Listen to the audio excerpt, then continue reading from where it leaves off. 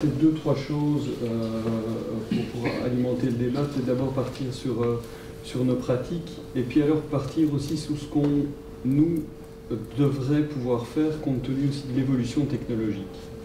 Le festival pour nous, le festival ici qu'on organise, c'est en soi, ça doit ou ça devrait être un outil d'éducation documentée évidemment, puisque ce festival a pour vocation de diffuser auprès du grand public le documentaire dans sa forme, je dirais, la plus large possible, en gardant évidemment un certain standard de qualité, mais pouvoir communiquer au public une espèce de panorama du documentaire avec une ligne éditoriale. L'objectif étant vraiment de s'ouvrir au maximum au grand public via les projections en tant que telles, mais aussi via des ateliers, comme par exemple aussi cet atelier. Ça, c'est un point. Deuxième point, et on en discutait avec Massimo il y a 2 minutes, nous sommes aussi atelier de production.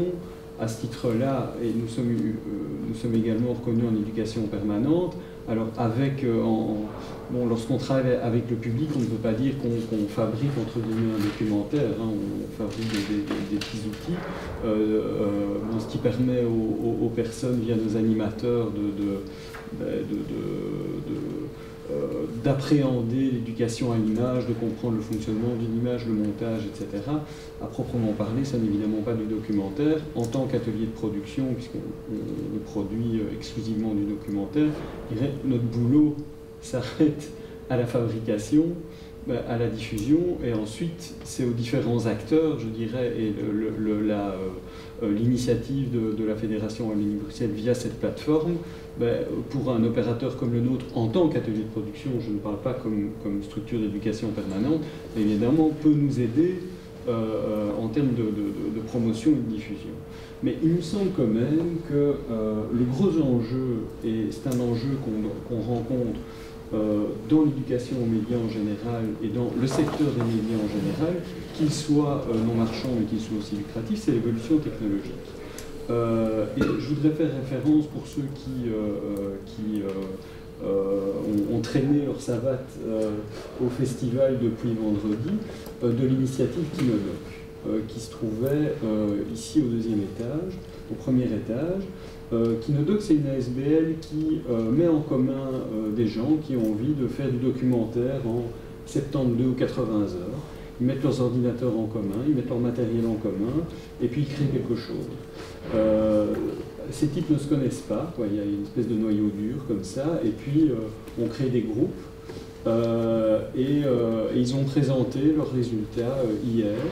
Ils ont travaillé jour et nuit sur le documentaire. Il y a eu une grosse interaction, c'était assez intéressant de regarder, parce que quand on passe devant, on voit des nerds qui sont derrière leur ordinateur, et en fait, après 30 secondes, on se rend compte qu'ils ne sont pas derrière leur écran uniquement, c'est qu'ils se parlent. Il y avait un gamin de 14 ans qui était là, qui n'avait jamais entendu en quoi pouvait consister un documentaire, et il en a fait un. Et ça, je pense que ça, c'est vraiment un élément qui me semble extrêmement important dans le débat. De quel documentaire on parle? D'abord, il y a plusieurs formes de documentaires.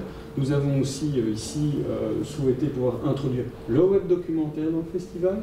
Il y a une présentation d'un webdoc, c'était une première étape, il faudra évaluer ça, mais je ne pense pas qu'en 2011, on puisse restreindre la question de l'éducation média via le documentaire, via la forme documentaire traditionnelle telle qu'on la connaît, surtout lorsque l'objectif, et puis on a parlé, l'objectif est d'essayer d'intéresser un public plus jeune au documentaire. Je pense qu'il y a une vraie question qui se pose de savoir mais de quoi on parle, comment est-ce qu'on s'adresse à eux, et aussi comment est-ce qu'on tient compte et comment est-ce qu'on intègre la réflexion par rapport à ces nouvelles formes de documentaire.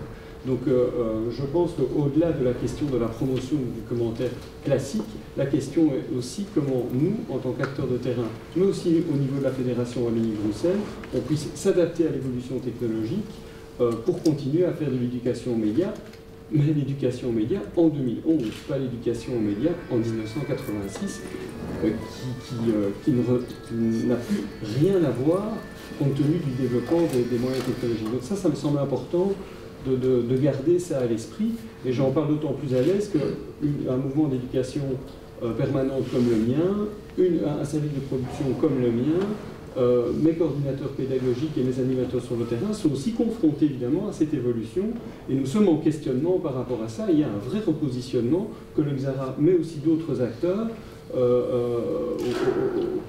auxquels nous devons répondre